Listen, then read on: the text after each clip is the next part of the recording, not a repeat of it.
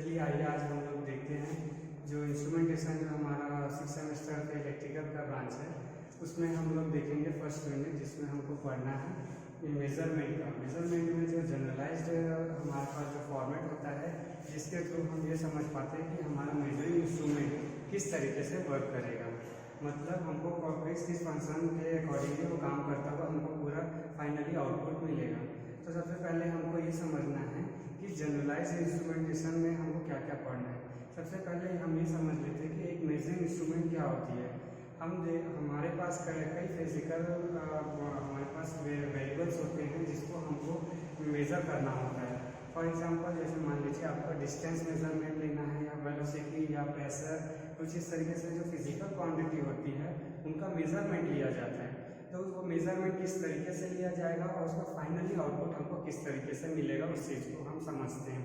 तो एक एग्जांपल के साथ हम एक पूरा का पूरा एक फंक्शन जो एक मेजरिंग इंस्ट्रूमेंट काम करता है उस पर हम बात करेंगे।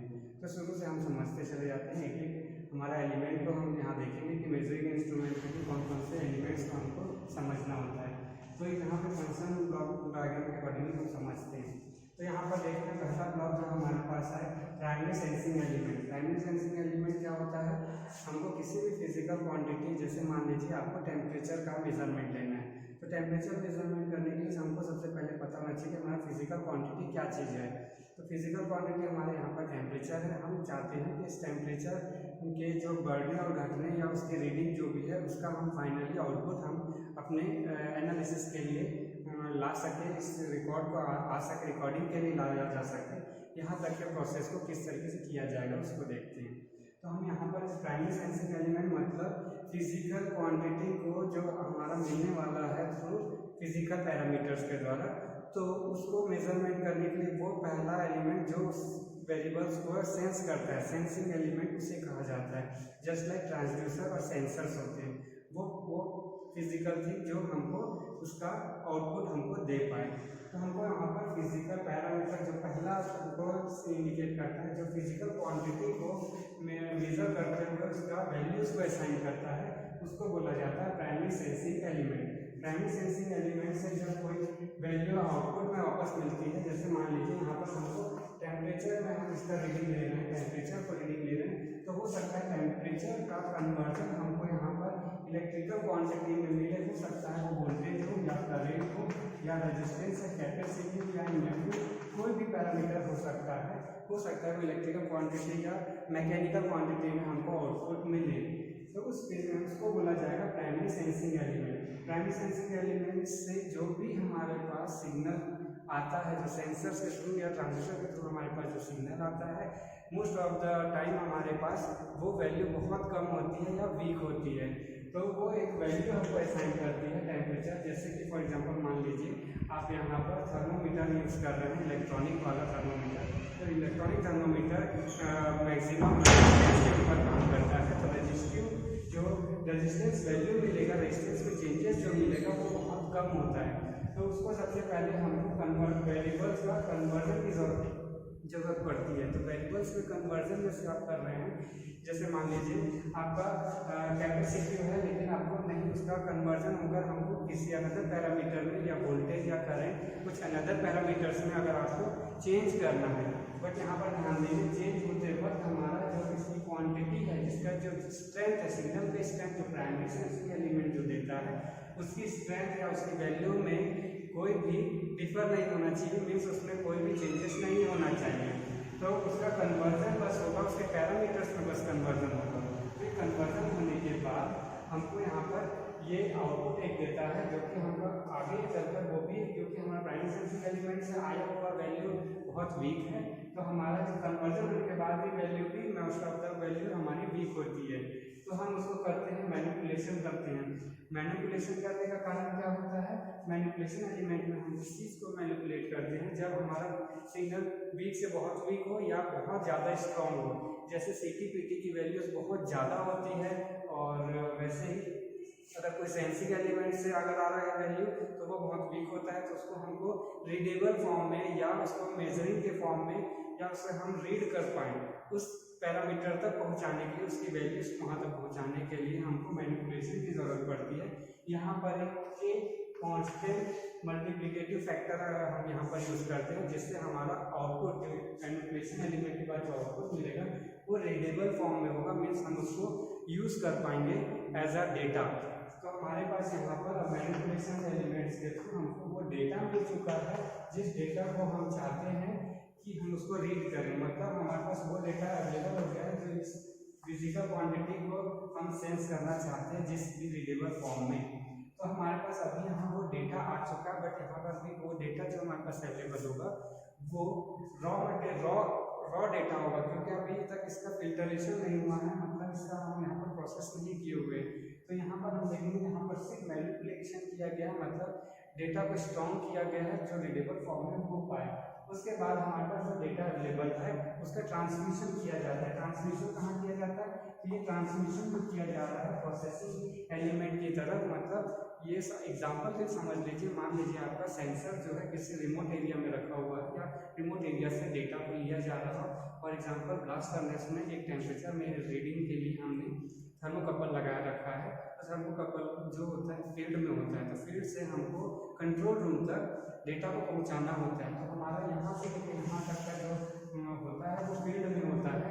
यहाँ से हमको डेटा को ट्रांसमिट करना होता है, मतलब एक जगह से दूसरी जगह भेजना होता है, जहाँ पर हम उसका मैनिपुलेशन के बाद हमारे पास वो डेटा प्रोसेसिंग के लिए यूज़ किया जाए कि उस आए हुए डेटा के साथ हम उस सिस्टम में उसका क्या यूज़ है उसको हम देखते हैं। तो हम यहाँ पर ट्रांसमिशन यूज़ करते हैं। ट्रांसमिशन एलिमेंट्स में क्या क्या चीज़ों को यूज़ किया जाता है? ट्रांसमिशन में हम डेटा को किस तरीके से उसे भेजा जाएगा, जैसे कि थ्रू वायर में भी दो तरीके का ट्रांसमिशन होता है। एक तो ऑप्टिकल केबल के थ्रू जो फिजिकल क्वांटिटी लाइट लेजर के फॉर्म में हम डेटा को एक जगह से दूसरी जगह भेजते हैं, जो एकदम फास्टर कम्युनिकेशन माना जाता है। दूसरा तरीका ये है कि आप वायर के थ्रू भेजते हैं। इसमें डेटा के लिए बहुत सारे वायर्स का यूज़ किया जाता है जो इंडिविजुअल डेटा को एक जगह से दूसरी जगह भेजता है। इसमें ट्रांसमिशन के बहुत सारे तरीके होते हैं। अगर इसमें TDM या FDM और AM इस तरीके के कोई ट्रांसमिशन का टेक्नोलॉजी जो मॉड्यूलेशन रिलेटेड होती है वो सब सारी टेक्निक हम यहाँ पर लगाते हैं। मॉड्यूलेशन के थ्रू भी हम इसको बहुत सारे डेटा को एक जगह से दूसरी जगह भेजने का काम करते हैं। फ्रीक्वेंसी मॉड्यूलेशन या एम्पलीट्यूड मॉड्यूलेशन के थ्रू भी भेजा जाता है। अब जो डेटा हमारे पास आ चुका है उस डेटा को ट्रांसमिट करने की दूसरा एक और तरीका होता है जो कि इंटरनेट ईथरनेट के थ्रू भी भेजा जाता है। दूसरा वायरलेस भी होता है। वायरलेस में जैसे कि आप जानते होंगे ब्लूटूथ ट्रांसमिशन होता है, वैन और लैन कम्युनिकेशन भी होता है। तो उस तरीके से हम एक जगह से दूसरी जगह एक सेंसर का वैल्यू को एक जगह से दूसरी जगह सेंट्रलाइज कर लेते हैं किसी सेंटर यूनिट के पास, जहाँ वहाँ डेटा प्रोसेसिंग एलिमेंट हो। मतलब वहाँ पर हम सारे, जैसे ये हम यहाँ पर अभी फिलहाल के लिए एक एग्जाम्पल के तौर पे ले रहे हैं। सेम प्रोसेस अभी फिजिकल क्वांटिटी के लिए भी किया जा सकता है, जैसे टेम्परेचर, प्रेशर, लेंथ मेजरमेंट या इस तरीके की बहुत सारी चीज़ें जो वेलोसिटी मेजरमेंट होता है, फ्लो मेजरमेंट होता है। तो इस तरीके के सारी फिजिकल क्वांटिटी का सेम प्रोसेस के अकॉर्डिंगली हमारा यहाँ तक आगे बढ़ता है। ट्रांसमिशन में हम कौन सा यूज़ कर रहे हैं, कौन सा ट्रांसमिशन लाइन यूज़ कर रहे हैं, वो डिपेंड करता है कि हम एक डेटा को सेंट्रल यूनिट तक हम कैसे पहुँचाएंगे जहाँ पर हमारा डेटा प्रोसेसिंग हो सके। अब यहाँ पर जो डेटा प्रोसेसिंग करने की क्या चीज़ है, ये आया हुआ डेटा हमको एज इट इज हमको यहाँ तक बिना किसी एरर के हम वहाँ तक पहुँचा देते हैं। तो हमारे पास डेटा अब प्रोसेस होने के लिए आ चुका है। डेटा प्रोसेसिंग में करके ये चीज़ है कि हमारे पास जो डेटा आया हुआ है उसका मैनिपुलेशन किया जाता है, प्रोग्रामिंग की जाती है, आए हुए डेटा का एनालिसिस किया जाता है एनालिसिस के फॉर्म में। उसके साथ हमें क्या करना है, उस डेटा का क्या करना है, वो सब चीज़ों का यहाँ पर प्रोसेसिंग की जाती है, डेटा का प्रोसेसिंग किया जाता है। यहाँ पर n नंबर ऑफ सेंसर से डेटा आते हैं और यहाँ पर सारे डेटा को एक साथ एनालिसिस किया जाता है और एक रिजल्टेंट वैल्यूज निकाली जाती है या उसका एक रिजल्ट निकाला जाता है। आगे देखते हैं। उसके बाद हमारे पास अब मान लीजिए हमारे पास डेटा का प्रोसेस होकर सारा कुछ आ चुका है। अब उसका प्रेजेंटेशन की बात आती है। तो प्रेजेंटेशन किस तरीके से डेटा का प्रेजेंटेशन किया जाए, तो प्रेजेंटेशन के लिए हमको तैयार करना होता है डेटा को। अगर हमको किसी डेटा का प्रेजेंटेशन किसी डिस्प्ले यूनिट में डिस्प्ले करना है या किसी रिकॉर्डर में रिकॉर्ड करना है या किसी प्रिंटर के थ्रू हमको उसको हार्ड फॉर्म में किसी पेज में या इस तरीके की किसी चीज़ों में हमको स्टोर करना है, तो उस फॉर्मेट में उसे तैयार किया जाता है। जैसे कि मान लीजिए आपको इंडिकेटर्स, मतलब हम इंडिकेट करना चाहते हैं, जैसे कि कुछ चीज़ें होती हैं, हमको मान लीजिए टेम्परेचर जो आ रहा है हमारे पास, हम टेम्परेचर में कैलकुलेशन कर रहे हैं तो एक डिस्प्ले यूनिट में टेम्परेचर की रीडिंग दिखे, तो वो रीडिंग दिखने के लिए हमको आए हुए डेटा का वैल्यूज को चेंज करना होगा। उस इंडिकेटर के लिए सफिशिएंट जो जिस तरीके का हमको सिग्नल चाहिए जो उसको सपोर्ट करे, उसमें हमको यहाँ पर उसको प्रेजेंटेशन के लिए तैयार किया जाता है। तो इस तरीके से हम फ्लो चार्ट भी बनाते हैं, इसके थ्रू फिगर्स वगैरह बनाए जाते हैं बहुत सारे, जिसपे टेबल के फॉर्म में भी प्रेजेंटेशन दिया जाता है, बार चार्ट, पिक्टोरियल ग्राफ, इस तरीके की बहुत सारी चीज़ें होती है जिससे हम डेटा को इंडिकेट कर सकते हैं। अगर उसी डेटा को हमको सेव करना है या रिकॉर्ड करना है तो वो भी हम कर सकते हैं। जस्ट लाइक अगर हम कंप्यूटर यूज़ कर रहे हैं या फिर हम कोई ग्राफिकल इक्विपमेंट यूज़ कर रहे हैं, जैसे कि हमारा V chart, X Y chart recorder होता है, गैल्वो टाइप के चार्ट रिकॉर्डर्स होते हैं, तो बहुत सारे टाइप के रिकॉर्डर्स होते हैं जिसको मैं रिकॉर्डर जब पढ़ाऊँगा उस समय आपको एक्सप्लेन करूँगा। तो उस तरीके से हम अगर फिर रिकॉर्डिंग के लिए भी चाहते हैं तो उस डेटा को उस तरीके से हमको तैयार करना होता है। तो उसी तरीके से हम आउटपुट स्टेज जो होता है, आउटपुट स्टेज को तैयार करते हैं। तो आउटपुट स्टेज हो सकता है कंट्रोलर, यहाँ पर कंट्रोलर एक तो वर्ड यूज किया जा रहा है, कंट्रोलर यहाँ पर यूज इसलिए कर रहे हैं, हो सकता है इस टेम्परेचर को हम किसी एक बहुत बड़े सिस्टम के अंदर इसको यूज़ करना चाहते हैं। हो सकता है टेम्परेचर का रीडिंग आने पर पर्टिकुलर कुछ मान लीजिए डेडलाइन के बाद हमको या उससे पहले हमको कुछ चीज़ों को कंट्रोल करना है, किसी अनदर सिस्टम को ट्रिगर करना है, तो उसके लिए कंट्रोलर की ज़रूरत पड़ती है जो कि किसी को दूसरे सिस्टम को ट्रिगर करता है। तो इस तरीके से हम एक क्लोज लूप वाले कंट्रोल सिस्टम डिज़ाइन करते हैं।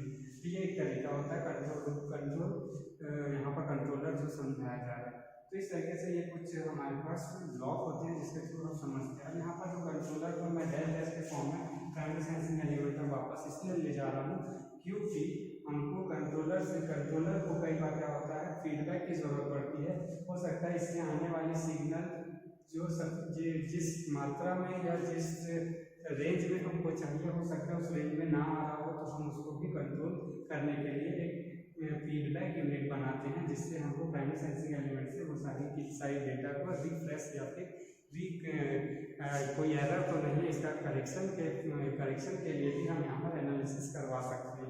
तो ये डेटा प्रोसेसिंग यूनिट का काम होता है कि ये पूरा का पूरा सिस्टम हमारा क्लोज लूप में हो, ताकि हम भी आने वाले सिस्टम या जिस किसी सिस्टम को कंट्रोल करना चाहते हैं तो उसको कंट्रोल करने के लिए फीडबैक यूनिट होना बहुत ज़रूरी होता है। तो इस तरीके से ये हो गया हमारा जनरल मेजरिंग सिस्टम, जो भी फंक्शनल ब्लॉक डायग्राम एलिमेंट्स के थ्रू मैंने इसको एक्सप्लेन किया हुआ है। ये बहुत इंपॉर्टेंट क्वेश्चन है, इसको हमको बहुत अच्छे से एक्सप्लेन करना चाहिए।